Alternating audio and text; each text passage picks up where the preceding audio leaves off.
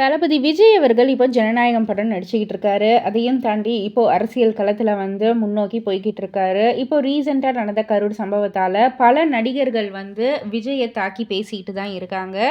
அந்த வகையில ஏகப்பட்ட நடிகர்கள், அந்த சின்ன நடிகரா இருக்கட்டும், இல்ல பெரிய நடிகரா இருக்கட்டும், எல்லோருமே வந்துட்டு கொஞ்சம் விஜய் அவர்கள தாழ்த்தி தான் வந்து பேசிக்கிட்டு இருக்காங்க.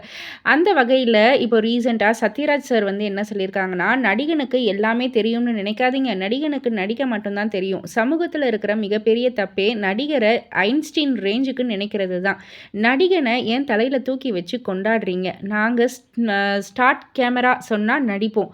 டான்ஸ் ஆடுவோம். அவ்வளோதான்.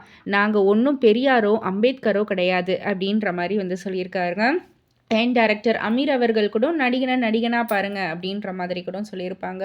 ஸோ இந்த மாதிரி பல நடிகர்கள் லொல்லு சபால ஒரு நடிகரை வந்து இதே மாதிரி வந்து சொல்லியிருப்பாரு. இந்த மாதிரி பல பல நடிகர்கள் வந்து தொடர்ந்து விஜய்க்கு ஆப்போசிட்டாக வந்து பேசுகிறதால அந்த நடிகர்களுக்குள்ளேயே வந்து ஒரு ஒற்றுமை இல்லையே, அவங்க எல்லாருக்குமே வந்து தளபதி விஜயை பற்றி நல்லா தெரியுறதால தான் இந்த மாதிரிலாம் வந்து பேசுகிறாங்க அப்படின்ற மாதிரிலாம் நிறைய பேர் நிறைய விமர்சனங்கள் கொடுத்தாலும் எந்த அளவுக்கு பாசிட்டிவான ஒரு சைடு இதுக்கு முன்னாடி தளபதி அவர்கள்கிட்ட இருந்ததோ அதே மாதிரி இப்போவும் நிலவிக்கிட்டு தான் இருக்குது.